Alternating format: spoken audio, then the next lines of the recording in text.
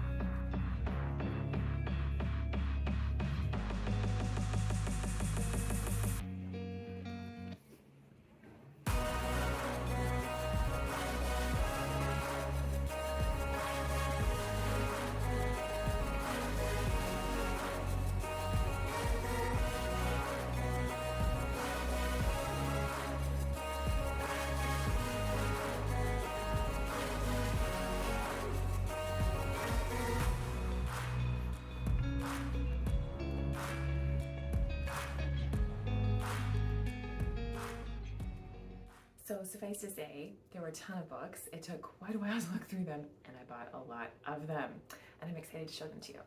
I got some cool things. I got so many copies of Lewis Carroll books. I am a huge Lewis Carroll fan, and I will put a link to the tour of some of my Alice in Wonderland and Lewis Carroll books because there are a lot. But I would love, if you're a Lewis Carroll fan, please reach out and tell me what your favorite is, because I'm always on the lookout for a new illustrator in edition, and today I got one. This is probably the best book that I got today, and my friend actually saw this and set it aside for me, so I got to get this cool copy of Alice, illustrated by Mr. Roundhouse, and I have seen his illustrations before, but never in this kind of edition. This is super fancy. It's just a blank end paper, but it is the kind of book where there is tissue in front of the illustrations. Isn't that cool?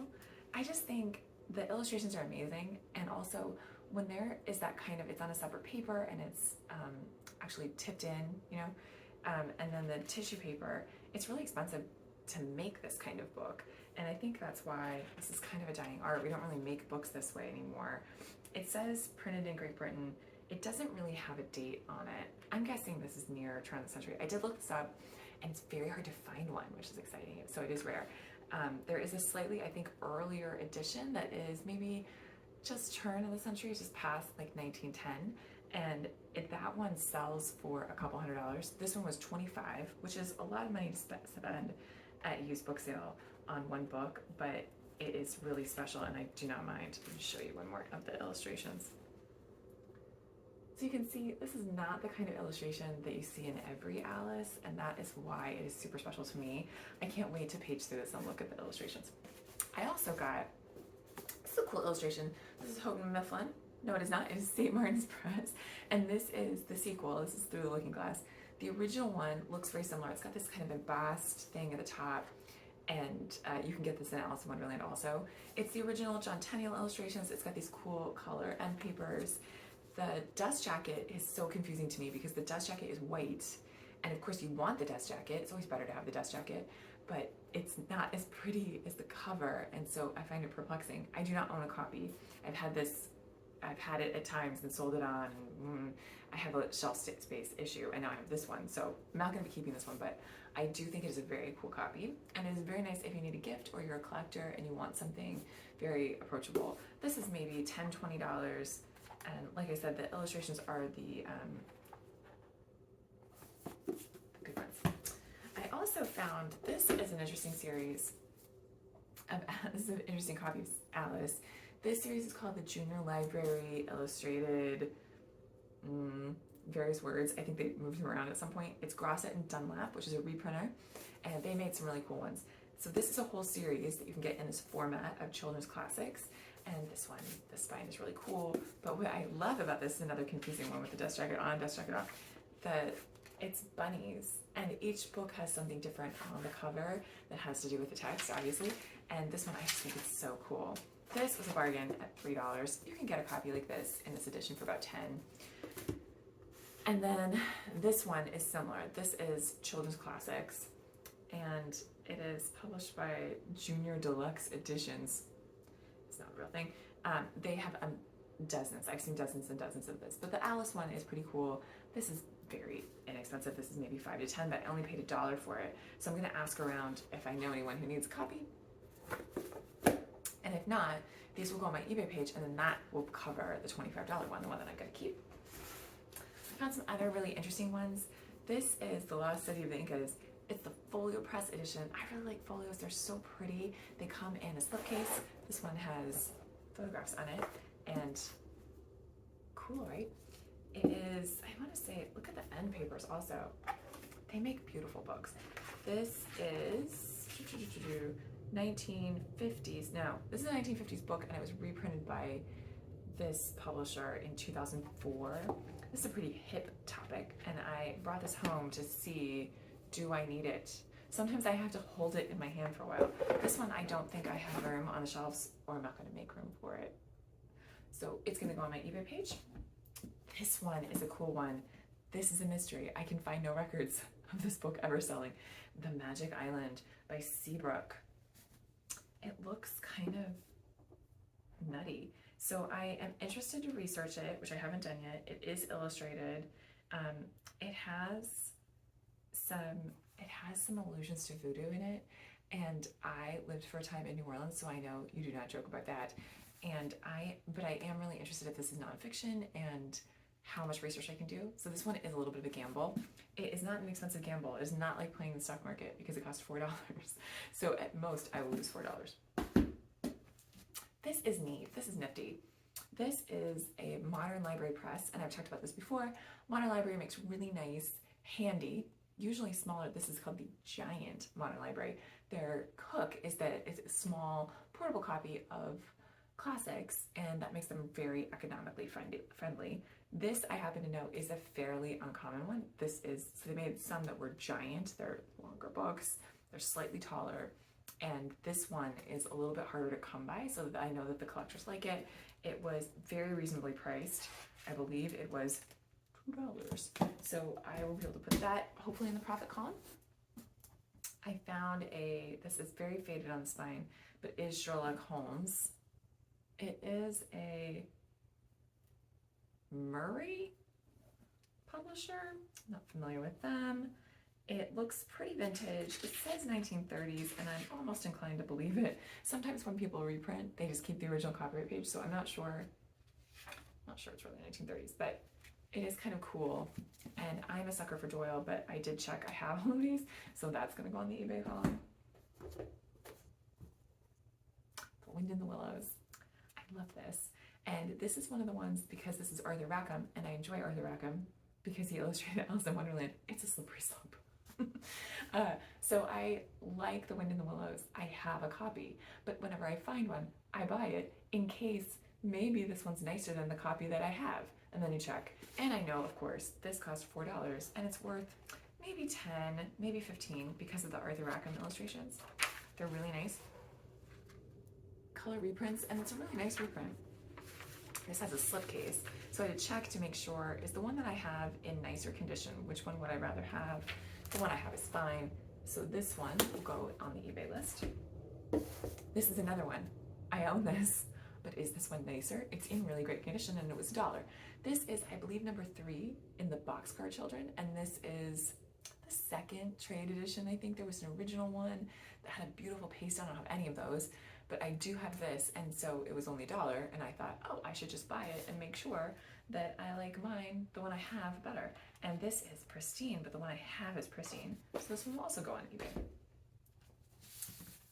These are really fun. I found 2 copies of Wizard of Oz books. This is the original. This is a fun book. It came in, I happen to know it came in several different versions, different covers. This is, I think this is the later one. It's got your friends on the cover. For this, it was a solid color all the way to the spine. There was a blue one and a green one, and this was in gilt. It was gold, but this one has the dust jacket, and it's quite nice. It is not the illustrations that we think of. If you grew up with the movie, this is slightly different, and I put a marker in here to show you.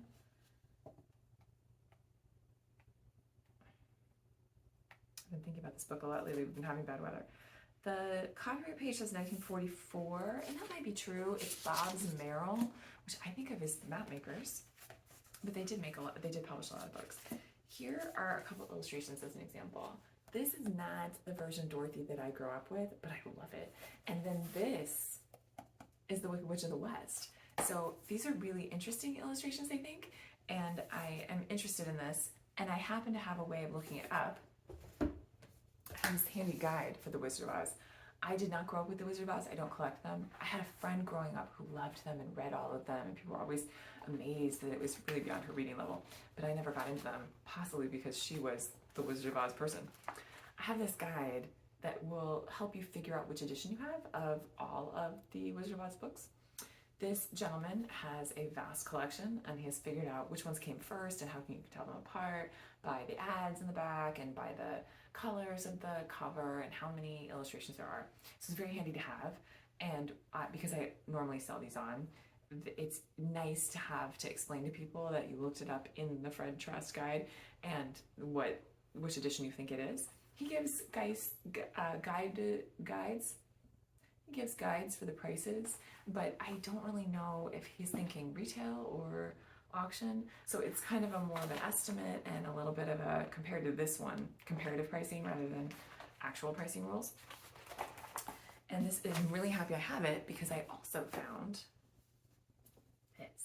These are the original versions of the various books in the series. This one is published by Riley and Lee, and the author is Ruth Plumy Thompson. And the books are actually by L. Frank Baum, who wrote The Wizard of Oz and many books after that. And then this woman, Ruth, took it up. So the later books are written by her. This one is really cool because it does have color illustrations. And usually when they got to the next edition, they made them black and white, and then it was more affordable. They could price it a little bit lower. So often when I find these, they're usually in terrible condition. People love them to pieces. So usually they're pretty bad off. And often some of the illustrations are missing. And it's partly just because of the process, the publishing, the way that they're put together. The page with the color illustration is a little bit heavier, and it's pasted in mostly. It feels like it's not really folded in as part of the leaf. And they get loose and they tend to go missing. People frame them, I think. So they're also sort of an endangered species.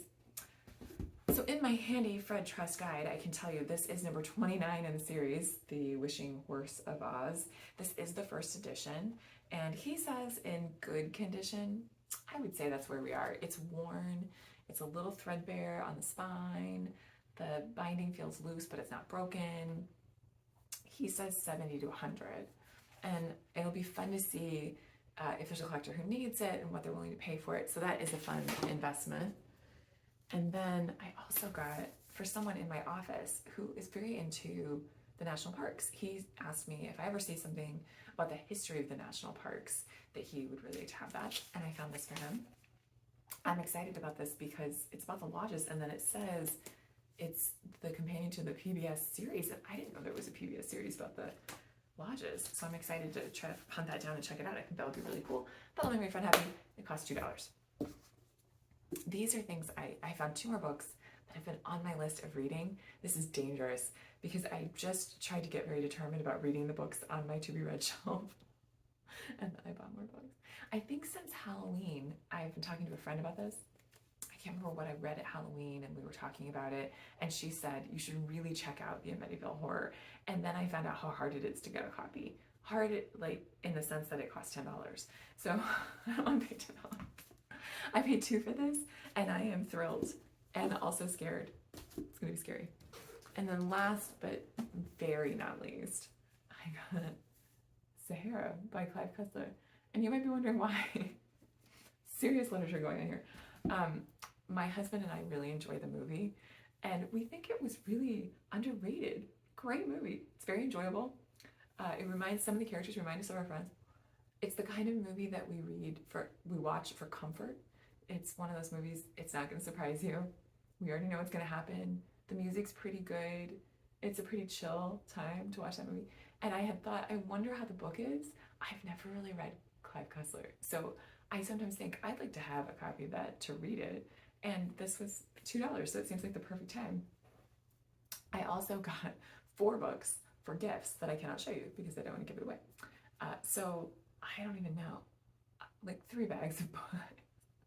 I had so much fun. It was a great time. I think if you can find the kind of charity book sale that is once a year, that is the best, because the experience of going really early and getting in line and trying to get to the table first and find all the treasures, it's just so much fun. And then you get to find nice books at affordable prices, which is even better. I did find a couple of things for friends, which is one of the best treasure hunts. And then I found things for presents, which is obviously I have a lot of favorites. That's one of my favorites. So I had a great time. I get to hang out with my friend, and it's harmless fun. No one got hurt. I did buy a lot of books that I'm gonna keep, and then you can hear there's quite a few that I'm gonna sell so that I can cover my costs and basically come out as a zero-sum game, which is also good because I'm really frugal. So a wonderful time, a great use of my time off. I took the day off, fantastic. And just great times by all. If you have read any of these books and you have other suggestions of what I should read next or what I should collect next, please let me know. Thank you for watching. I really appreciate everybody who comments because I love going to these book sales. I love a book treasure hunt. And then it is just so fun to get to share it with people who actually want to hear about it. So thank you for chiming in and letting me know. So thank you for all of those things. Please let me know if you like this kind of I went shopping, here's the books I bought video versus the here's some books I own on my shelf. Let me show you around. Let me know what you think. Thanks so much. Happy reading.